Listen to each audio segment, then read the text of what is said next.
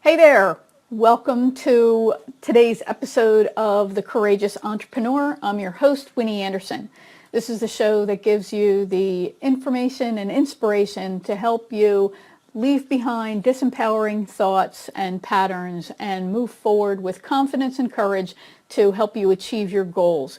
And this episode is brought to you by Break Free and Break Through, the 10 steps to building a courageous business life. And that is the book that I'm working on that is really the centerpiece of this show.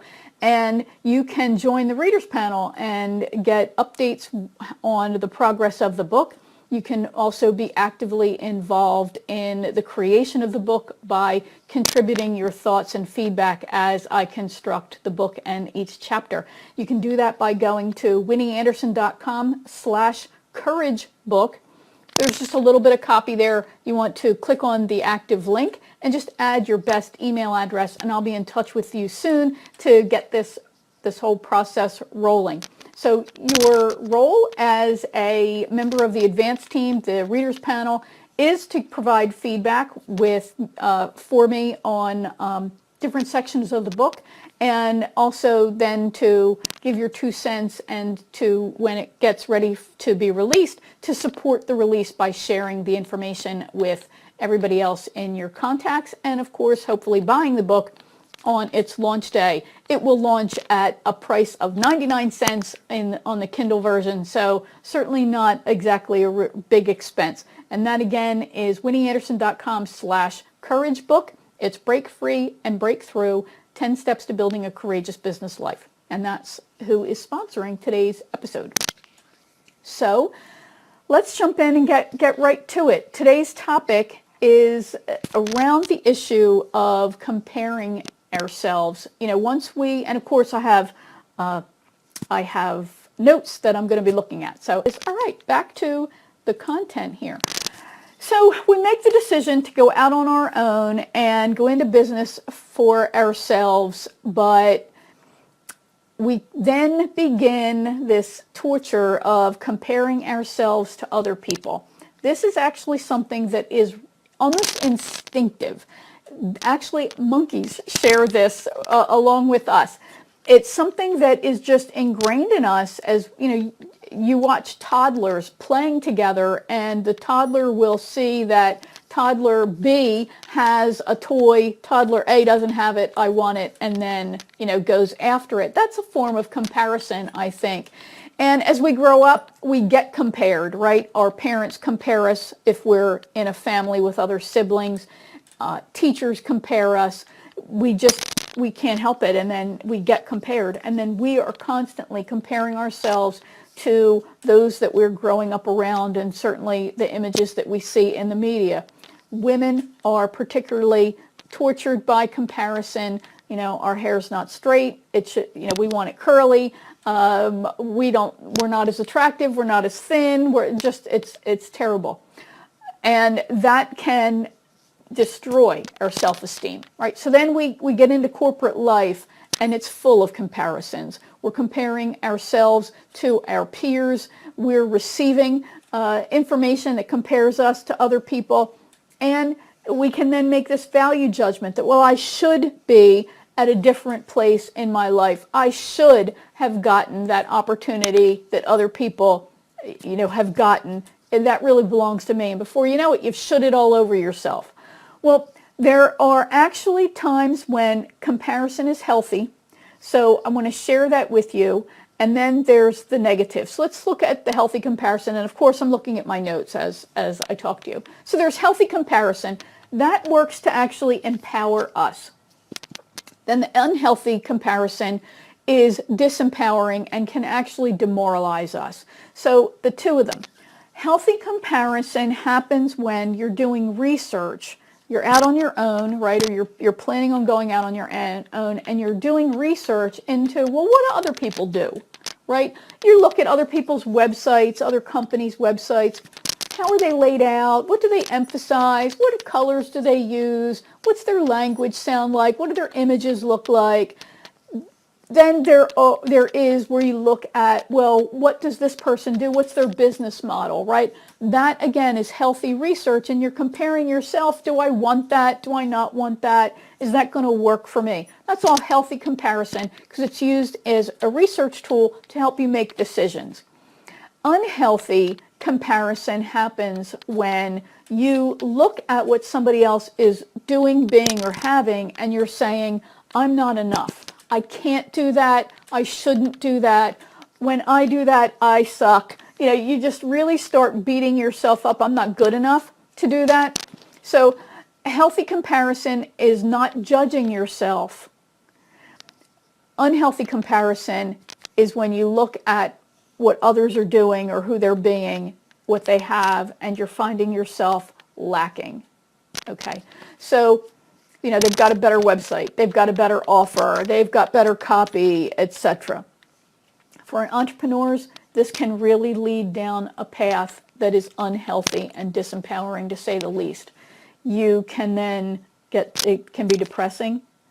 You can become incredibly frustrated and sad. It really is aggravating and it's a recipe for misery. It really is. So this can happen actually in even supportive environments like masterminds, accountability groups, or courses that we're in. We come into this group with the intention of being part of it and thinking that it's going to be supportive, but there may be something inside us that causes us again to compare ourselves and find ourselves lacking. So, but there are also these groups where there's this element of almost friendly competition, right? Where you see what other people are doing and you're going, hey, I can do that too. And then that's empowering and that's very uplifting and a very positive environment. So the difference between healthy competition and unhealthy competition is really the focus and the interpretation of things. So healthy competition is where you see what other people are doing and you're inspired by that. You're saying, man, I could probably do that or do something similar to it. I had this happen to me when I met my friend John Cody, who is the host of the podcast Healthcare Elsewhere. He's now gone on to be the director, I think, of business development for the country of Belize, or Belize, whichever way you prefer to say it. Anyway, when I first met John, he was getting ready to publish a book that had grown out of his show, and so Healthcare Elsewhere had been around for a few months. And when I heard his story, I thought, wow, that's really fascinating. I wonder if I could do the same thing. Why can't I? So in that case, hey, Duncan. So in that case, John Cody's story was inspiring to me. That's a kind of healthy competition. And so I wanted to have as successful a show as John. And that was great. So that's the healthy kind of competition. That's where you look at something and go, I could do something at least as similar. And then the unhealthy is where you use that to depress and demoralize yourself. So I don't compare my show to Healthcare Elsewhere because it's different. That show is different, John is different, and the whole focus is different. So, and we're different. So we all know the pain that comes from comparing ourselves, finding ourselves lacking, but I've got 10 things that you can do to address this issue so that you're focused on healthy comparing and you're focusing on growth for yourself and being positive and empowering. So number one, you want to be grateful.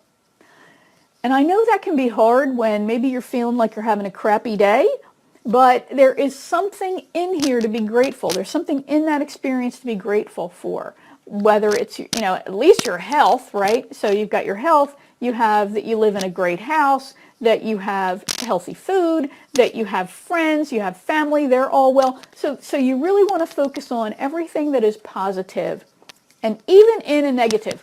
So the world is built in balance. Every positive has a negative. It's your job to find what it is. I had a tech problem.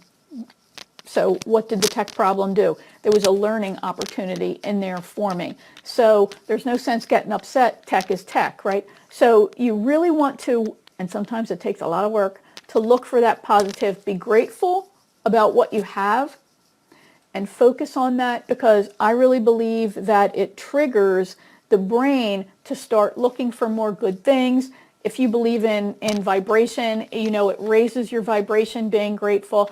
And also it makes you magnetic. Because I don't know about you, but I have worked with people who are ungrateful. They have this sense of entitlement. They complain a lot because they didn't get something. Then when they get something, it's never good enough. So don't be like that. Be grateful about everything, and you'll be able to attract opportunities, referral partners, just people, because we want to be around positive people. All right, enough of that. Number 2, be happy. Be genuinely happy for the achievements that other people have. I discovered back in my, I'm going to say mid-20s, mid to late 20s, I was not a happy person. I was quite the miserable person, and I know that might be hard for you to believe for those of you who really know me, but I was very unhappy. And I was jealous, to be honest with you. I was jealous of what other people had, their career, their lifestyle, just whatever they had, I was miserable. So I had to face that, and I had to face what was making me unhappy. And then I had to address it. And in doing that, I really focused on being truly, genuinely happy for other people. I started by thinking that thought that I'm happy for you, voicing that, congratulations on your promotion. That is so fantastic for you. You're going to be able to do X, you know, or whatever. And I would start writing notes. I always kept a box of blank, nice note cards so I could send congratulation types of notes, thank you notes to people. I started buying people gifts when they got promoted or when something great happened. Just silly, you know, kind of toys type of thing. But it was telling me that I was genuinely, truly happy for that person and telling them the same thing. And it was building that momentum of shifting my whole belief and behavior. And I really started to feel that in my heart. So that's how I developed that sense of happiness for what other people achieve. And I started to think about, how can I achieve something similar, right? That's right for me. So the other thing that I did was I started to focus on becoming the best at what I did and focusing on my strengths and letting my non-strengths fall by the wayside. So number 3, you want to examine your commitment. So it's really easy to say, I want what that person has, but we're not always willing to do the work and make the sacrifices that they're willing to do. It's the rare person who really wants to be an entrepreneur. Well, we all want it, right? We all want to live the life, but it's a lot of work. My friends, Duncan, you can certainly attest. How many hours do you work in a week to have the thriving, successful business that you have? I work a boatload of hours. That's just what happens as you're building it. So are you really willing to make the sacrifices, and are you willing to do what they did to achieve what they have achieved? And if you're not, that's okay. Then what are you willing to do to have a similar outcome, right? There are people who are incredibly successful solo professionals who built their business on speaking. So you might want the outcome they have, but maybe you don't want to speak. So then you can look at, too many, Duncan, amen, on the too many hours. So, and too many days probably too, right? So as you're looking at that, then you can start to think about, well, what am I willing to do? And how am I willing to create that level of success, but to do it my way, right? How am I willing to do that? So how you can do that is to connect to your core motivation, to what's really driving you. That's really going to ultimately keep you plowing forward and moving ahead and not giving up, not quitting. But there are some other things that you can do that can keep you focused as well. And that leads me to number 4, okay, on this list of 10 tips to help you stop comparing yourself. So number 4 is to be crystal clear on your goals. And this, because really comparing yourself to other people, well, they're fabulous successes, but maybe you don't want that. You don't want what they have. You want something different. So you, rather than focus on what they have, you want to focus on the goals that you yourself want to achieve and create a crystal clear image of what that looks like. I have my success journal. And I write my goals and my affirmations in this every day. And it helps me to stay focused on what I truly want. And it helps me resist the temptation to be sidetracked and distracted by comparing myself to other people. Okay, so really think about what you ultimately want and in the whole picture, and be as specific as you can, right? I know you want more money. How much more money? What's the number that you really want? Do you want that in cash in the bank, or do you want that in a monthly income or an annual income? So really get as clear as you possibly can. Number 5 is you want to focus on your own mission. Those people that you're comparing yourself to, they got a mission, and they're off and they're doing it. But what you really want to stay focused on is your own mission. And you really want to take it down to the essence of your mission. So I'll tell you what mine is. I believe that we all share a common mission of service. Every one of us is on the planet to provide service to other people. How we do it, that's what makes us incredibly unique, how we choose to do it and use our strengths, right? But we're ultimately here to serve others. So when I'm feeling extra whiny and really down on myself and comparing, I focus on, but I'm here to serve. So I need to get out of my own pity party and I need to focus on, okay, how can I use this experience to serve people powerfully and serve the most people? So my mission is to really help people let go of disempowering thoughts and beliefs and actions and step forward bravely with courage to create the business and life that they genuinely want, that's aligned with their core beliefs and values. That's in a nutshell, that's my mission. So staying focused on that helps me, fight that good fight and not worry about somebody else. Because they might have a similar mission, but it's not me and it's not specifically how I'm going to do mine. Number 6, okay, out of 10, is to track your results. This I know can be a drag. I'm not a numbers kind of chick. I really am not. But I know I got to do it, right? So you track things like your numbers, right? What's my website traffic? What's my click-through rate?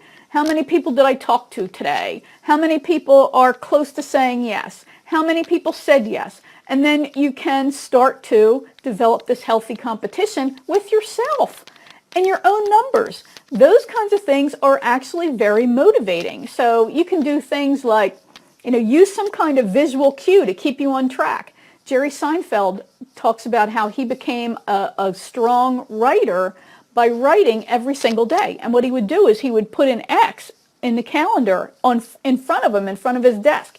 And eventually, he just couldn't let a square go by without an X in it. So it became a little motivation for him, like a little carrot, so he was able to stick to it. So really, you want to track your results, and your competition should be with yourself. So remember, you can post any questions or comments right here. Even if you're watching the replay of the video, I will answer them, and I will tag you to make sure that you get the response to what you post. Okay, so 7 I said. All right. Practice good self-care. I repeat, practice good self-care. Duncan, I don't know about you. I stink at this. This is something that is it's an ongoing effort for me. Here's another revelation. I grew up in an abusive house. I'm an adult survivor of child abuse, and what ended up happening is I became my own abuser. It's the truth. So I have to recognize that, call it what it is, and then I have to take action to be nice to myself. And that means taking a break. It means exercising. It means spending money and getting my hair cut. It means doing nice things to me and saying nice things to me and about me. So you really want to recognize, why am I so hard on myself? There's some issue here that's unresolved. So how can I do that? Amen, Duncan. That's my first quarter goal. Duncan says that he's working on getting enough sleep. So Jack, just as a little aside here, Jack Canfield talks about developing one new habit every quarter, and you'll just be so committed to your own self-development, right? So my first quarter goal, getting enough sleep. So we will hold each other to it, Duncan. So that is a big, big, big part of self-care because, of course, we all know and studies have shown that the getting good sleep, getting enough sleep is key to peak mental performance, to feeling good about yourself, and overall health. So, you eat less when you sleep more. So because you're asleep, you're not eating. So you really want to make sure that you're practicing good self-care. And I think getting enough sleep, amen with you and me, Duncan. So, okay, number 8. Number 8, celebrate. Celebrate every achievement you have. This is where healthy comparison to yourself really pays off, right? And I don't know about you, I am working on celebrating more. And I celebrate every little achievement. Yay, me, I did X. Yippee. Because it's so easy for us to say that wasn't enough. I only did X, right? If I had set a goal for contacting 5 people, I could say I only did 3. Hey, it's better than 0, so you did 3. Yay, you. That's fantastic. And if you had to put out a fire instead of focusing on getting that number of contacts, well, you put out the fire. Yay, you. So you really want to look at minimizing this emotional negativity that you're creating, and don't label it only, always, never, watch that kind of language, and be happy and celebrate everything that you do, because that's also going to help build momentum. Next is listen to that inner monologue that's going on inside you, because we talk to ourselves all day, right? Sometimes out loud, sometimes in our head. You really need to listen to what you're saying so you can catch that negativity, the comparison, the unhealthy language, and let that go. And say, whoa, okay, well, let's turn that around. So instead of, I used to say that I really suck at celebrating my achievements. And now I say, I'm working to get better at celebrating my achievements, or I am getting better at celebrating my achievements. And then it'll be just, I celebrate my achievements. So it's okay to take those little steps as you make this move towards being more courageous and towards reducing the comparison that goes on and making your comparison more positive. But everything starts with awareness and constantly tuning into the language in your head. And then finally, you want to build relationships that you support you. Duncan is one of my great online friends. We are, I think of him as a referral partner, and we support each other.